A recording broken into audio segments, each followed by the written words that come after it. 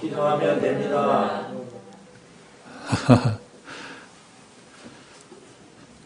로마서 8장 두 번째 시간입니다. 로마서 8장은 사도 바울의 가장 탁월한 설교 가운데 하나이기도 합니다. 로마서 8장이 주는 유익이 많아요. 어떤 분이 한 번은 제게 전화를 해서 구원의 확신을 원한다고 했습니다. 그러면서 어떻게 쓰면 좋겠냐고 처방을 달라고 했어요. 본인은 방언이나 어떤 신비 체험을 가지면 구원의 확신을 가질 수 있겠다 말했습니다. 자, 이런 것은 주관적인 경험, 체험이기 때문에 그런 것으로 구원을 확신하는 것은 바람직하지 않다고 말해 주었어요. 구원의 확신에는 반드시 여러분 객관적인 증거가 있어야 될 것입니다. 그 객관적인 증거가 바로 뭐냐? 하나님의 말씀, 성경이 되는 것이죠. 자, 로마서 8장을 소리내서 여러분 이제 자주 읽으라고 권하게 되었어요. 그래서 로마서 8장의 말씀을 읽을 때 은혜가 되고 또 더불어 이제 확신이 이제 있을 수 있다고 하는 것이죠. 자, 구원을 선포한 로마서 8장은 신앙의 마그나 카르타. 마그나 카르타는 권리장전이란 말인데 영국이 민주주의가 발달하면서 왕정 체제에서 이제 의회 민주주의로 이제 전환할 때 왕을 향해서 선언하는 것이 바로 뭐냐면 권리장전이라고 하는 거예요. 더 이상 우리는 왕의 종들이 아니다는 거죠. 왕의 노예가 아니라고 하는 거죠.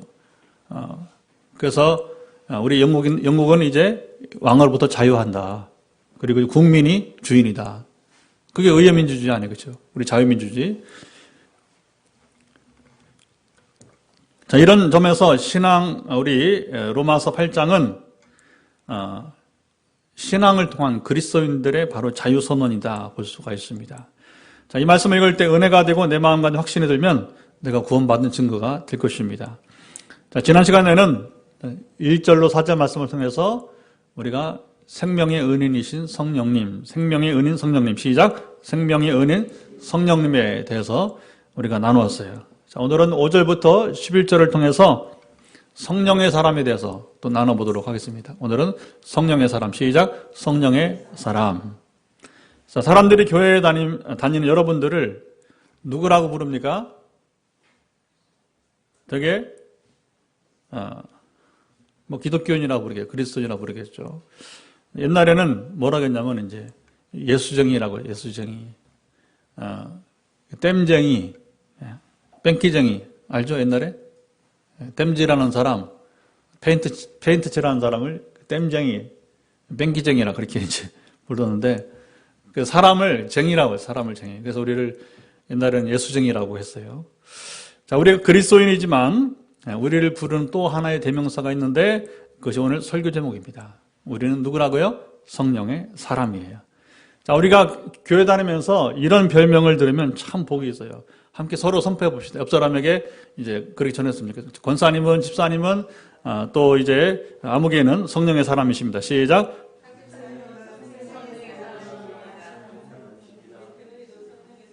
네. 자, 왜 우리가 성령의 사람일까요?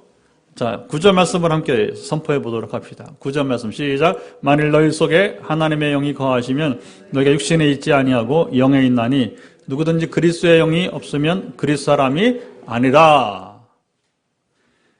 예수 믿는 우리 속에 누가 계십니까? 세 가지를 말씀하는데 잘 성경 보세요. 9절 말씀.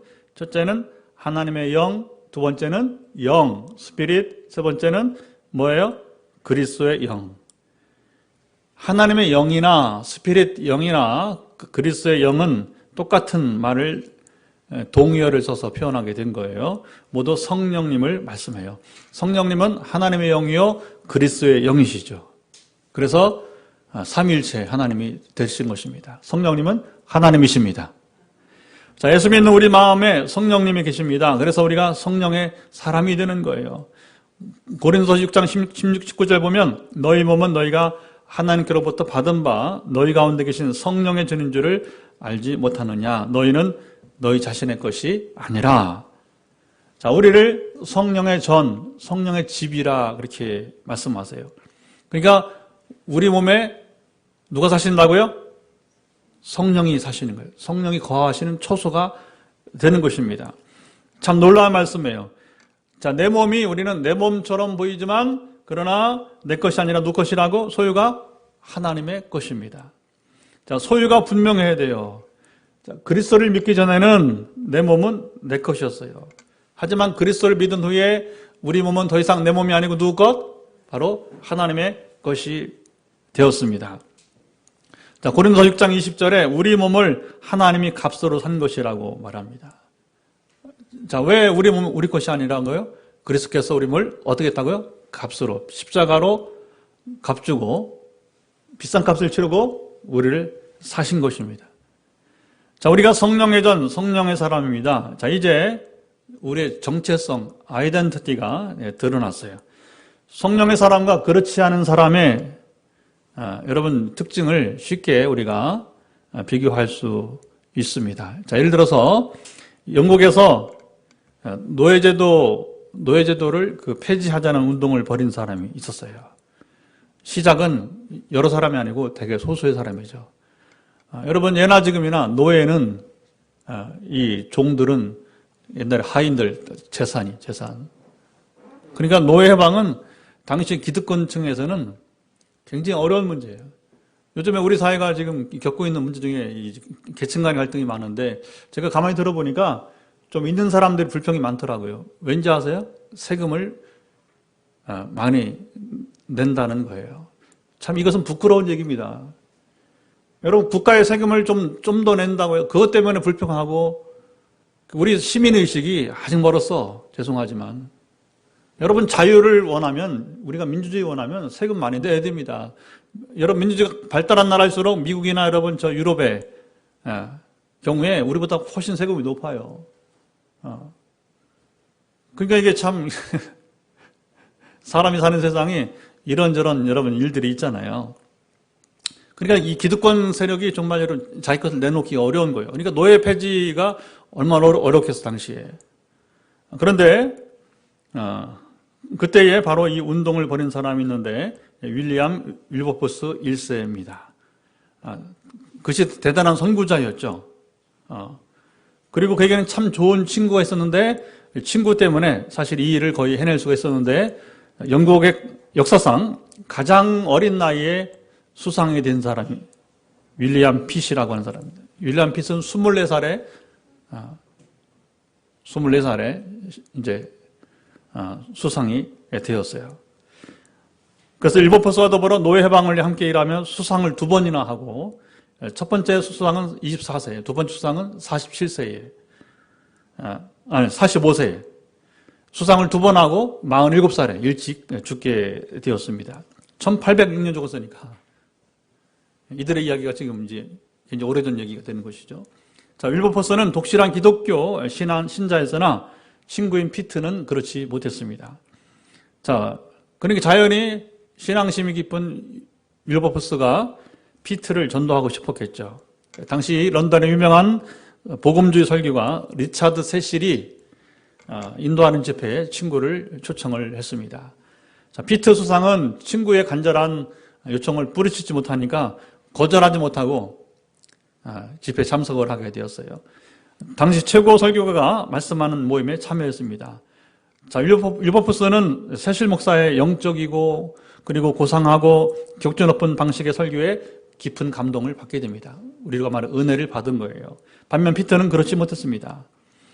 자, 집회 끝난 다음에 이 피트 수상이 친구에게 이렇게 말합니다. 오늘 목사님이 도무지 무슨 말 하는지 하나도 못 알아듣겠어.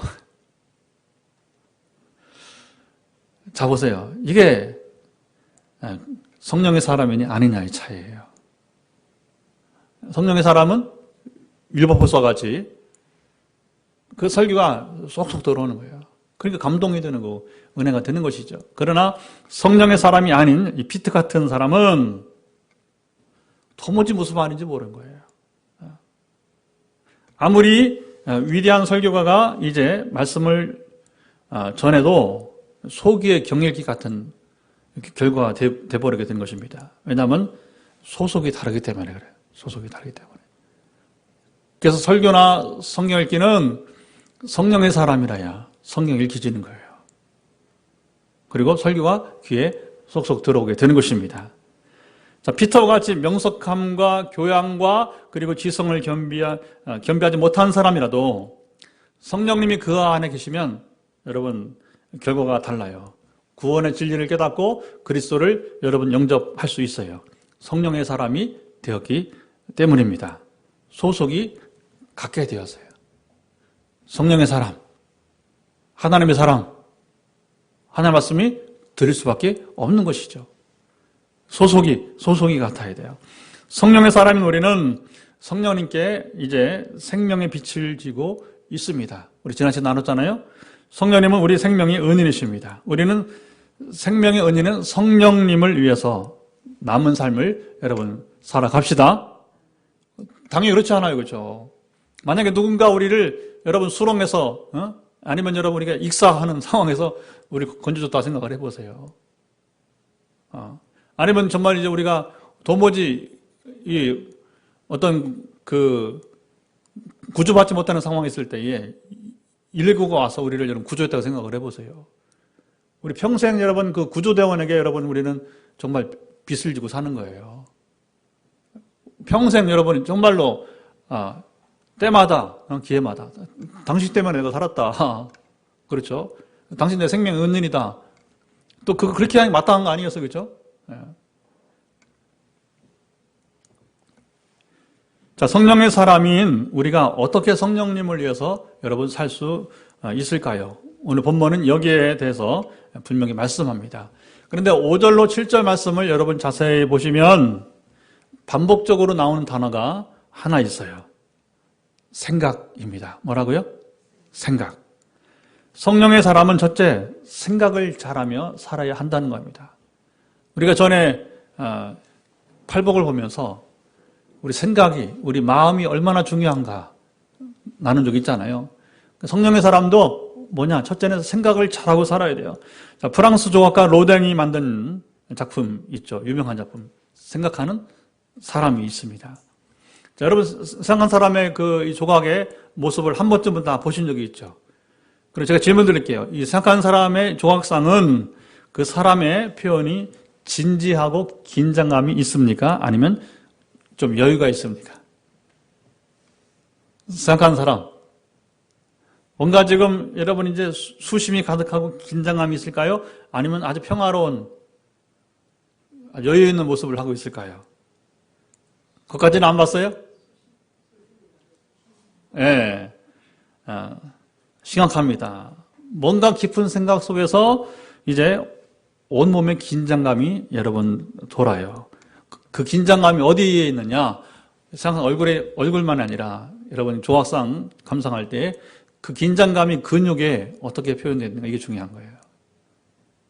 생각한 사람의 특징은 얼굴에 있는 게 아니라 그 생각을 통해서 온몸에 지금 어떻게 전율이 흐르고 어떻게 그 근육에 그 긴장감이 흘러가는지가 표현해 있는 것이 바로 이제 핵심이 되게 되는 것이죠. 자, 생각한 사람은 왜 그토록 진지하고 그리고 심각할까요? 예. 유머인데 어떤 사람이 이렇게 대답을 했다 그래요. 생각한 사람이 옷을 벗고 있잖아요. 상의를, 그렇죠? 그것을 보고 어떤 놈이 내 옷 훔쳐갔어? 이건 1차원적인 얘기고, 여러분 우리가 모든 문제는 항상 어떻게 봐야 되냐면 상황을 염두에 둬야 돼요. 상황을. 그러니까 어떤 일을 우리가 이해할 때 뭐냐면 이제 성경도 마찬가지고 항상 우리가 조심할 것은 뭐냐면 어떤 상황에서 이 말이 아니면 어떤 상황에서 그 작품이 그려지고 있는가 이게 중요한 거예요. 그래서 컨텍스트라고 하는 것은 굉장히 중요한 겁니다. 눈에 보이는 텍스트 지금 우리가 여러분이 이제 그 말씀이든지 아니면 어떤 지금 작품이 그것만 보면 안 되는 것이고 어떤 상황에서 그 작품이 그 글이 성경도 그런 거잖아요. 어떤 상황에서 이 성경 글이 쓰여졌는가 어떤 상황에서 지금 제가 설교를 하는가 어떤 상황에서 여러분들이 소설가나 시인이 여러분 작품을 만드는 거 똑같은 거예요.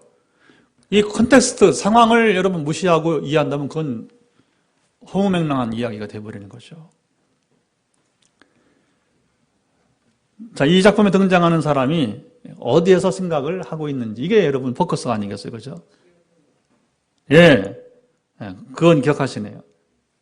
이 작품의 부제를 보면 아는데 지옥문 앞에서 유명한 단테의 신곡에서 이제 착안을 했다고 합니다. 로댕이 이제 단테 신곡을 읽으면서 이 작품을 만들어야겠다. 항상 여러분은 이제 위대한 작품은 성경이나 아니면 위대한 그 신앙적인 책을 통해서 어떤 신앙인의 고백을 통해서 나오는 영감이 이렇게 인사이트가 나오게 되는 거예요. 자, 지옥문 앞에서 자신을 돌아보니까 생각해 보니까 긴장감이 최고조에 이르게 됐다고 하는 거죠. 이 생각은 물론 실제로 만약 지옥문 앞에서 하면 때가 늦어요. 때 늦은 후에 불과할 것이에요. 로댕이 사람들의 경각심을 불러일으키기 위해서 만든 작품이겠죠. 지옥문에 가기 전에 이 세상에서 정말 인생을 깊이 있게 진지하게 자신을 돌아보라 하는 거죠. 정말 내가 이 지옥문에 들어갈 사람이 아닌가, 아니면 천국문에 들어갈 것인가 하는 양자택일의 그런 깊은 고민이 될 것입니다. 생각이란 말을 가볍게 여기서는 곤란합니다. 생각이란 영어 성경에는 마인드라 번역합니다. 생각하면 마음이 따라가는 거예요. 생각은 마음으로 추구하는 것을 여러분 이제 말합니다. 자, 예를 들어서 마태복음 16장 23절에 예수님 베드로를 책망하셨어요. 뭐라고 했습니까? 내가 하나님의 일을 생각하지 아니하고 도리어 사람의 일을 생각한다고. 언제 이 얘기를 한 거예요? 또 상황을 알아요. 상황을. 예수님이 십자가를 지시고 죽을 것이라고 스스로 말씀하셨어요. 예언하신 것이죠. 그러니까 뭐라고 했어요? 베드로가 주여 그리하지 마옵소서. 근데 그렇게 하면 안 됩니다 하는 말인데 헬라 성경을 말하면 뭐냐면 에피티마오, 책망했다. 책망. 감히 베드로 제자가 스승님을 향해서 뭐냐면 에피티마오, 책망을 했다는 거예요. 주님 그렇게 하면 안 됩니다. 주님이 십자가를 지면 안 됩니다. 그러니까 베드로가 여기서 아주 그냥 예수님한테 혼쭐 난 거예요. 혼쭐 난 거예요. 어째 네가 하나님의 일을 가지고 사람의 생각으로 사람의 일로 이렇게 생각하느냐. 자, 우리가 생각쯤이야 방심했다가는요, 그 생각이 행동으로 옮겨진 것은 정말 시간 문제예요. 그래서 예수님도 전에 팔복에서 마음이 참 중요하다. 마음을 깨끗하게 해야 된다. 몸 깨끗하는 건 그건 다음 문제라는 거예요. 그 몸은 좀 더러워도 괜찮아. 씻으면 되니까. 그러나 정말 씻을 수 없는 게 뭐예요? 마음을 씻기 어려운 거예요. 생각은 정말 씻기 어려운 거예요. 자, 생각을 버리지 않으면 끝내 행동으로 옮겨지잖아요. 오카노 목사님은 이렇게 말했습니다. 생각이란 무서운 것이다. 누구나 처음에는 단순하게 생각할 수 있다. 그러나 점차로 그 생각에 깊이 빠져들면 나중에는 도저히 그 생각으로부터 빠져나올 수가 없다는 거예요. 자, 우리는 세상 사람이 아니고 성령의 사람들로 생각해야 할 것이 무엇일까요? 5절 말씀 보도록 합시다. 5절 말씀 시작. 육신을 따르는 자는 육신의 일을, 영에 따르는 자는 영의 일을 생각하나니. 자, 성령의 사람이 생각할 것은 육신의 일이 아니고 어떤 일이라? 영의 일이다. 자, 육신의 일이라고 하는, 여기 육신이라고 하는 말은 영혼에 반대되는 말이 아니에요. 자, 그리스 헬라인들은 전통적으로 자, 영혼과 육체를 생각할 때에 영혼은 깨끗하고 고상한데 육신은 더럽고 추하다, 악하다고 가르쳤습니다. 이게 헬라인들의 아주 유명한 이원론적 사고방식이에요. 이것은 기독교적인 사고방식이 전혀 아닙니다. 사람의 영혼이 타락했기 때문에 육신도 더러워진 것이에요. 자, 그러면 타락의 순서는 영혼이 먼저, 육신이 먼저예요? 영혼이 먼저예요, 영혼이. 여러분, 자 보세요. 사람이 생각 전에 육신이 죄를 범하는 경우는 없어. 근데 얼마나 오래 생각하느냐? 굉장히 많은 시간을 연구하고 방법을 가지고 여러분 어떤 범죄들만 보세요. 즉흥적으로 범죄하는 경우는 거의 없습니다. 그러다가는 바로 잡혀버리는데, 그렇죠? 그러니까 여러분이 이제 각종 그 범죄 이야기 있잖아요. 드라마나 아니면 영화 같은 데 보면, 그러면 뭐냐면 굉장히 오랫동안 그 사고를 생각을 해요. 어떻게 하면 발각되지 않고 범죄를 할 수 있을지. 그 도둑이든지 강도든지 뭐 어떤 성범죄랑 기타 뭐 다 마찬가지입니다. 처음부터 그냥 하는 경우가 없어요. 깊이 생각하면서 연구하면서 오랫동안. 그래서 생각이라는 게 그렇게 여러분 무섭다고 하는 거죠.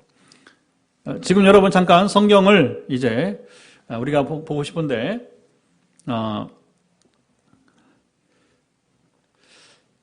자, 사람의 영혼이 타락했기 때문에 육신이 더러워진 것이고, 자, 육신은 영혼에 반대된 것이 아니라 성령에 반대되는 말이라고 하는 것입니다. 자, 육신은 부패한 인간의 본성을 의미해요. 자, 생명의 은연이신 성령께서 우리에게 요구하시고 원하시는 것은 매우 단순합니다. 한 가지밖에 없습니다. 바로 영의 일을 생각하라. 시작. 영의 일을 생각하라. 그 성령님의 뜻대로 사는 것입니다. 자, 5절로 7절에 육신의 생각과 영의 생각이란 이 말씀이 대조되고 있습니다. 자, 육신의 생각은 무엇이고, 그리고 영의 생각은 무엇인지 생각을 해봅시다. 자, 먼저 육신의 생각이 무엇인지 나눠보도록 하겠습니다. 자, 로마서 8장을 책갈피 해놓고요. 다시 돌아와야 되니까 책갈피 해놓고 지금 갈라디아서 5장 19절로 21절을 같이 보도록 합시다. 신약성경 308쪽을 표시 바랍니다. 자, 로마서 8장은 책갈피를 해놓고, 자, 이제 갈라디아서를 몇 군데 읽어볼 거예요. 이제 갈라디아서를 펴놓고 같이 이제 몇 군데 읽어보겠습니다. 먼저 갈라디아서 5장 19절로 21절, 308페이지입니다. 308페이지 갈라디아 5장 19절 21절 같이 읽습니다. 시작. 육체의 일은 분명하니 곧 음행과 더러운 것과 호색과 우상숭배와 주술과 원수를 맺는 것과 분쟁과 시기와 분냉과 당짓는 것과 불량과 이단과 투기와 술취함과 방탕함과 또 그와 같은 것들이라. 저는 너에게 경계한 것 같이 경계하노니 이런 일을 하는 자들은 하나님 나라를 유업으로 받들지 못할 것이요. 그 성경 그대로 두세요. 좀 이따 또 읽을 부분이 있으니까. 자, 이 가운데 여러분들이 가장 약한 것이 여러분 무엇입니까? 사람마다 다를 수 있겠죠, 그렇죠? 약함은. 전에 어느 소그룹에서 제가 나눴더니 분쟁과 시기가 참 제일 약하다 하는 사람도 있었어요. 우리가 시기심, 그리고 쉽게 논쟁하고 분쟁하는 그런 있죠. 또 제가 흥미로운 것은 최근에 보면 이 주술이 지금 현대 세계에서 많이 이제 유행하는 것 같아요. 여러분들 왜 그 TV 같은 데 보면 이제 재능을 요즘에도 우리나라 뭐 트로트인가 뭐 이렇게 저기 그 오디션 하는 프로그램이 인기가 많았는데, 미국이나 호주 이런 데 영국 같은 데 보면 이제 그 갓 탤런트에서 재능을 테스트 이렇게 오디션하는 거 있잖아요. 그렇죠? 그런데 페이스북에 가끔 이렇게 올라와요. 보면. 근데 요즘 뭐가 됐으냐? 하나는 노래이고 또 하나가 뭐냐면 묘기를 행하는 거예요. 근데 그 묘기 행함이 뭐냐면 이게 정상적이지 않은 것입니다. 상당히 주술적인 것들이 많이 나온다는 거예요. 요가도 아니고 요가를 뛰어넘는 그런 일들이 있습니다. 그래서 마술 같은 것이 마치 마술 같은 것인데 그걸 보고 사람들이 깜짝 놀라니까 조금 우려가 되는 게 뭐냐면 이 주술적인 것을 상당히 조심을 해야 됩니다. 물론 속임수예요, 사실은요. 어떻게 사람의 눈을 속이느냐, 그게 이제 묘기잖아요, 그렇죠? 대사가 지금 미국, 영국, 호주에서 나오는 갓탤런트의 주요 노래 가지고 나오든지 아니면 뭐냐면 이제 주술을 가지고 나온단 말입니다. 근데 거기에 사람들이 환호하고 아주 흥분하는 것을 보면서 야, 이건 아닌데 하면서 조금 우려감을 갖게 됩니다. 뭐 나머지는 이제 육신의 일이 주로 거기 호색이라든가 또 거기 술 취함 뭐 이런 이제 여전히 이 땅에 일어나는 것들, 또 뭐 이단 이런 것들이 이제 계속해서 나오고 있게 되는 거죠. 이건 다 육신의 일이라 하게 되는 것입니다. 자, 이런 일이 우리에게 있는 것은 우리의 육신이 바로 죄와 사탄의 지배 아래 여러분 있기 때문에 그런 거예요. 주술은 철저히 사탄의 영향 아래 여러분 있게 되는 겁니다. 귀신도 약간의 신비를 행하기 때문에 그 신비로 사람들의 마음을 빼앗는 거 아니겠어요, 그죠? 자, 영의 생각은 무엇일까요? 이번에는 갈라디아서 똑같이 5장 22절로 24절을 같이 읽어보도록 합시다. 영의 생각은 무엇인지 갈라디아서 5장 22절 24절 시작. 오직 성령의 열매는 사랑과 희락과 화평과 오래 참음과 자비와 양선과 충성과 온유와 절제니 이 같은 것을 금지할 법이 없느니라. 그리스도 예수의 사람들은 육체와 함께 그 정욕과 탐심을 십자가에 못 박았느니라. 자, 영분별을 목사님 어떻게 합니까? 묻는 경우가 있어요. 소위 말하면 영분별의 은사, 그죠? 그것이 성령의 역사인지 아닌지 모르겠어요. 근데 여러분, 쉽게 분별할 수 있는 법이 바로 이 말씀에 있습니다. 신비적인 것은 주관적인 경험이라고 했죠. 영적인 경험은 어떻게 보면 구별할 수 있느냐? 열매를 보면 여러분 알 수가 있어요. 이 성령의 9가지 열매를 우리가 여러분 이제 생각하며 이러한 열매가 지금 맺고 있는지 확인하시면 여러분 될 것입니다. 자, 이런 열매를 맺으면 성령의 역사이지만 그렇지 않으면 조심해야 한다고 하는 거예요. 자, 신천지의 정체가 지금 국내만 아니라 세계에 지금 여러분 다 드러나고 있어요. 그리고 신천지 전도사가 중국 우한에 갔다가 결국 이 모든 문제는 출발은 거기서 대구가 지금 큰 어려움 겪는 것은 제가 이제 금요일날 대구 중구청하고 남구청 갔다 왔잖아요. 남신교회 이런 데 들렸는데 거기는 안전한 지대니까 하여튼간에 우리가 빵을 직접 주면 서로 부담되니까 그 빵은 이제 박스를 갖다 주고 직원들이 바로 이제 챙겨서 각 부서로 이제 그래서 박스를 만드는 것은 뭐냐면 부처별로 이렇게 이건 어느 부처고 저건 어느 부처에서 이제 근데 정말로 가보니까 대구는 조용합니다. 깨끗합니다. 그 마스크 서로 이렇게 거리감만 유지하면 괜찮아요. 근데 이제 집단 발병제는 병원이나 오히려 집단 발병제로 이렇게 접근하면 안 되겠죠. 근데 결국 지금 이제 신천 전사들이 어떤 우한에도 갔다 왔, 우리 몰랐잖아요, 그렇죠? 또 최근에 콜롬비아에서 또 갔다 온 사람이 또 발병돼 가지고서 신천지 전사가 저기 남미에 있는 콜롬비아 다녀왔다는 거예요.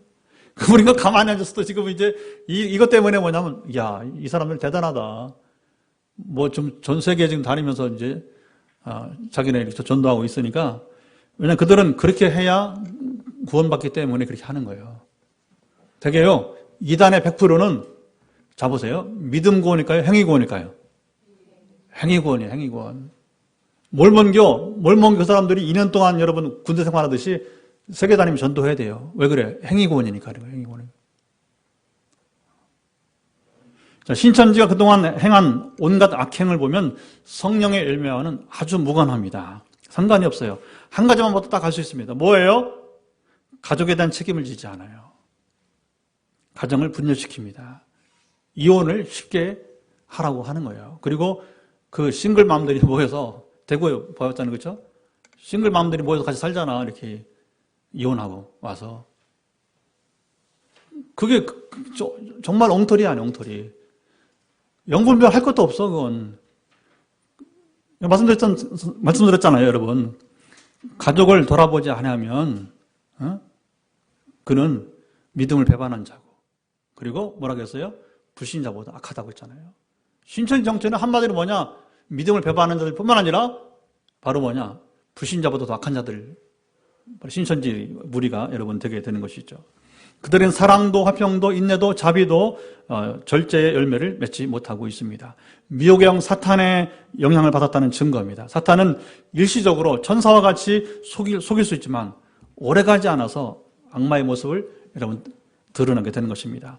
자, 이 모습을 나타나기까지 오래 걸리지도 않아요. 근데 문제는 이 미혹의 영에 걸리면 빠져나오기 힘들다는 거예요. 최근 또 한 영상이 공개됐는데 이만희가 이제 지난번에 사과하면서 절을 2번 했잖아요. 그렇죠? 기자회견할 때. 그러니까 뭐냐면 자기는 교주들이 절을 하니까 이걸 또 뭐냐면 이제 핑계 어떻게 설득을 하냐면 옛날 그 우리나라 역사에 오래전에 어느 왕이 전염병이 돌 때에 뭐 희한한 이게 도대체 지금 어느 시대에 지금 살고 있는지 그 왕이 그 전염병이 돌 때에 뭐 하여튼 그 전염병이 멈추기 위해서 뭐 하여튼 고사를 지냈는지 뭐 했는지 모르지만 하여튼 간에 뭐 이런 얘기를 꺼내서 뭐냐면 정당화하고 있는 거예요. 그리고 자기들의 교주가 이만희가 뭐냐면 우리 국민들 앞에서 사과하고 절하는 것에 대해서 아주 미화하는 또 이제 애니메이션을 만들어 가지고서 그래서 또 다행인 게 뭐냐면 그런 게 또 어떻게 또 이렇게 또 흘러나와서 그 캡처가 돼 가지고서 영상이 이렇게 수집이 돼 가지고 또 세상에 또 드러나면서 또 한 번 웃게 되고 이제 그런 것이죠. 자, 유한 행생을 살면서 우리가 육신의 생각을 갖지 않고 영의 생각만 하고 살 수는 없어요. 제 아무리 성자라고 해도 육신을 입고 사는 동안에는 이렇게 살 수는 없지 않습니까? 자, 이번엔 갈라디아서 5장 한 번 더 갈라디아 보겠습니다. 16절, 17절을 보도록 하겠습니다. 갈라디아 5장 16절, 17절 시작. 내가 이르노니 너희는 성령을 따라 행하라. 그리고 육체의 욕심을 이루지 아니하리라. 육체의 소욕은 성령을 거스리고 성령 육체를 거스르나니 이 둘이 서로 대적함으로 너희가 원하는 것을 하지 못하게 함이니라. 자, 두 가지 생각이 항상 우리 속에 공존하고 있다고 하는 것이죠. 그리고 이 두 가지가 공존하니까 우리 삶에서는 비중, 비율의 문제라고 하는 거예요. 어느 쪽을 더 생각하고 있는가? 내가 지금 육신을 더 생각하는가?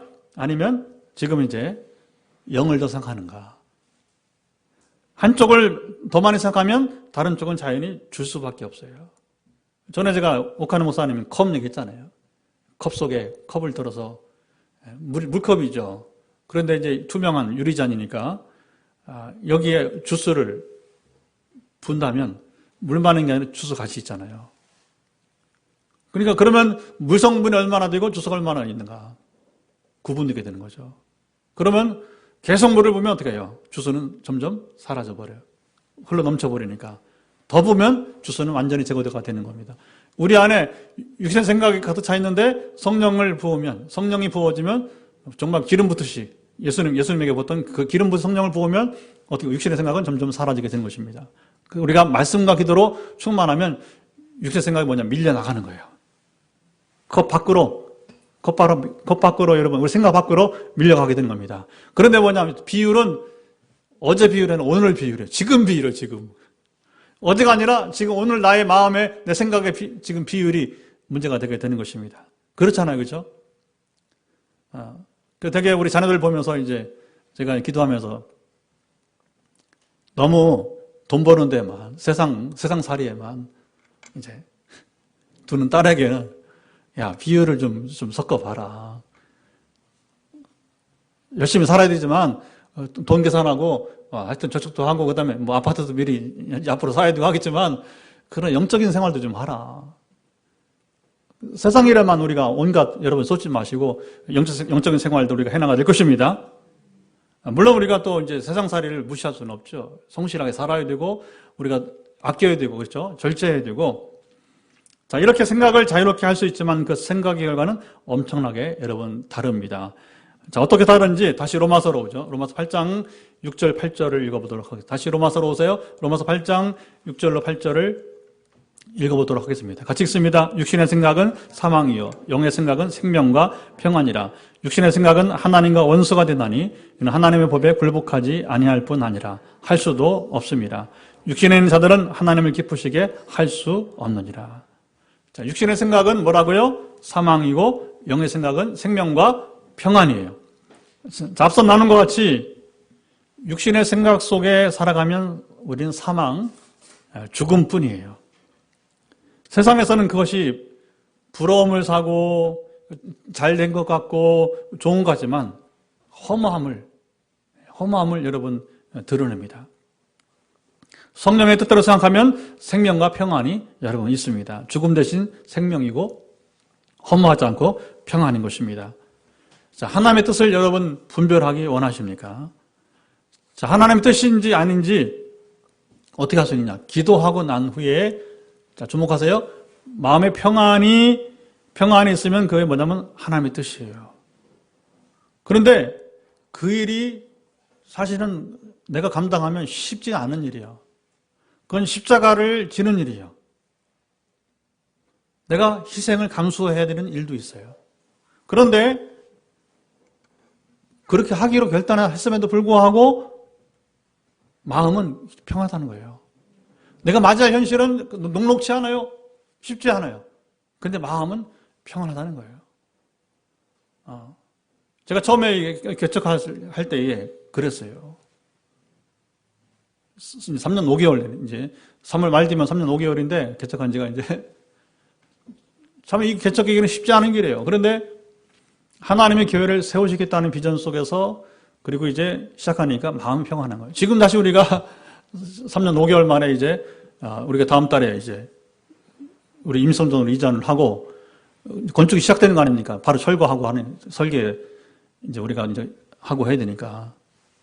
사실 지금 새해 우리가 이제 입당을 맞는 건 굉장히 두려움이에요, 사실은. 그러나, 그것이 쉽지 않은 일인데 제 마음은 평안합니다. 그러니까 하는 거예요. 겁먹으면, 두려우면 어림없는 일이죠. 그러면 제가 간단하게 보수하는 게 아니라 그게 뭐냐, 하나님이 주시는 평안이기 때문에. 그 왜 그러냐, 하나님이 지금 교회를 세우시고 있기 때문에. 하나님이 제가 아니라 담임 목사가 책임지는 게 아니라 하나님이 이 교회를 책임지고 지금까지 이끌어 오셨고 앞으로도 이끄시기 때문에. 할렐루야. 그럼에도 불구하고 제가 머뭇거리고 여러분 만약에 지금 절차를 따라 가지 않으면 하나님이 주신 기회를 놓치는 거예요. 다시 기회를 얻을 수 없습니다. 그래서 우리 포항신에서 개척하는 목사님이 자기가 20년 동안 한 일을 우리 교회가 2년 만에 지금 리모델링 할 때, 왜냐면 거기는 아직 상가예요. 아직 상가예요. 20년간 모든 일을 2년 동안 이루었다고 저한테 말하지 않고 다른 장로님 통해서, 저는 심호했던 교회 장로님 통해서 제게 들어오더라고요. 근데 뭐 지금 만약에 내년 일을 보면 그건 뭐 더 말할 수 없는 일이죠. 그게 뭐 제가 잘나서 제가 생각이 있어서 그게 아니라 하나님의 생각으로, 하나님의 뜻으로 이것인 줄 믿습니다. 자, 빌립보 4장 7절 사도 바울이 감옥에서 편지하면서 전한 말씀이 바로 이것이에요. 여러분 기도할 때에 모든 지각에 뛰어난 하나님의 평강이, 자, 모든 지각에 뛰어난 하나님의 뭐가 평강이 너의 마음과 생각을 지키시리라. 자, 반면에 기도를 했는데 좀 불안해. 나는 이것을 원하는데 이대로 되길 원하는데 그러나 불안하면 하나님의 뜻이 아니라고 하는 거예요. 여러분, 하나님은 살아계신 우리의 아버지십니다. 그래서 우리 마음으로 실제로 역사하시는 거예요. 너 하지 마라. 하지 마라. 그게 우리 불안이에요. 불안감. 아무리 좋아 보이라도 여러분 불안하면 그 일 하면 안 되는 거예요. 아까도 그랬잖아요. 아무리 무겁고 힘든 일이라도 그것이 하나님이 함께 하신 일이라면 평안한 것이고, 그리고 우리가 지금 가는 거예요. 그리고 반대로 이게 되면 너무너무 좋은데, 그리고 쉬운 일인데, 그런데 불안하다. 그러면 하지 말아야 돼요. 선택하지 말아야 돼요. 오히려 더 거칠고 험한 일을 선택하는 것이 또 그 지혜로운 일이 있을 수 있게 되는 것입니다. 왜냐하면 반드시 그렇게 선택하지 않으면 후회합니다. 성령의 생각은 여러분 생명과 평안임을 기억합시다. 육신의 생각은 하나님과 원수가 됩니다. 육신의 생각은 하나님의 법, 하나님의 말씀에 순종하지 못하도록 하기 때문이에요. 우리가 말씀에 순종하지 못하는 것은 우리 마음과 뭐가 있기 때문에 육신의 생각이 자꾸 집어넣는 겁니다. 자꾸 이렇게 물컵에다 주스 붓듯이 뭐냐면 자꾸 우리 생각에 집어넣는 거예요. 그러니까 뭐냐면 그 생각이 우리를 사로잡고 말아요. 육신의 생각을 성령의 생각으로 바꾸지 않는 한 우리 말씀에 순종한 삶을 살 수가 없게 될 것입니다. 자, 육신에 있는 자들은 하나님을 기쁘시게 할 수 없습니다. 순종하지 않는 자녀를 기쁘게 여길 부모는 없어요. 그렇잖아요. 부모로서 저도 삼남매를 기도할 때마다 아까도 뭐 한 가지 얘기를 했지만 순종하기를 원하는 거예요. 왜 그럴까요? 그래야 우리 딸이 잘 사니까. 돈만 잘 벌면 뭐 하겠어요? 영적인 생활을 놓치면 생명을 잃는 건데, 영생을 잃는 건데, 인생은 요한하고 짧지만 내세는 영원하지 않습니까? 그냥 보통 사는 게 아니라 성경은 우리가 이제 주와 더불어 영원히 왕노로 살 때인데, 어느 나라 왕이 될 것인가? 이게 여러분 이제 우리의 관심인데 그 귀향을 놓칠 수는 없지 않습니까? 그러니까 이 부모의 마음은 자녀로 하여금 더 잘 되는 길을 택하도록 순종하기를 원하는 겁니다. 하나님 아버지도 우리와 같은 인격을 갖고 계신 분이에요. 우리 자녀들이 순종하고 잘 따를 때 우리가 기뻐하잖아요. 말을 해도 듣지 않고 딴 길로 가면 기쁨은 사라지고 어떻게 됩니까? 속을 태우는 거예요. 부모가 속상하기 시작하는 것입니다. 그리고 속이 상하고 부모가 병이 들게 돼요. 하나님께서도 우리가 말씀에 따라 살기를 좋아하고 순종하기를 기다리십니다. 10절로 11절은 우리 속에 내주하신 성령께서 행하신 일을 말씀하고 있습니다. 자, 로마서 다시 10절과 11절 자, 한 번 더 읽습니다. 시작. 또 그리스도께서 너희 안에 계시면 몸은 죄로 인하여 죽은 것이나 영은 의로 말미암아 살아있는 것이니라. 예수를 죽은 자 가운데 살리신 이의 영이 너희 안에 거하시면 그리스도 예수를 죽은 자 가운데 살리신 이가 너희 안에 거하시는 그의 영으로 말미암아 너희 죽을 몸도 살리시리라. 자, 성령께서 행하시는 사역은 뭐냐? 우리를 의롭다고 인치시는 것입니다. 그 뭐라고 그래요? 의롭다 칭하니까 칭의. 다 같이 뭐라고요? 칭의. 자, 이 사역에 대해서는 우리가 많이 들어왔어요. 에베소 1장 13절 보니까 그 안에서 너희도 진리의 말씀 곧 너희 구원을 복음을 듣고 그 안에서 또한 믿어 약속의 성령으로 인치심을 받았으니. 약속의 성령으로 뭐 했다고요? 인치심을 받았으니. 이게 칭의예요. 성령님의 사역은 우리를 의롭다 하시고 끝나는 게 아니고 장차 내세에서 우리 죽을 몸을 어떻게 한다고요? 살리시는 영이신 것입니다. 예수님은 어떻게 부활했어요? 성령으로 말미암아. 성령님으로 말미암아 예수님 부활하신 거예요. 그 예수님을 부활시킨 그 성령님은 장차 우리도 부활시키게 될 것입니다.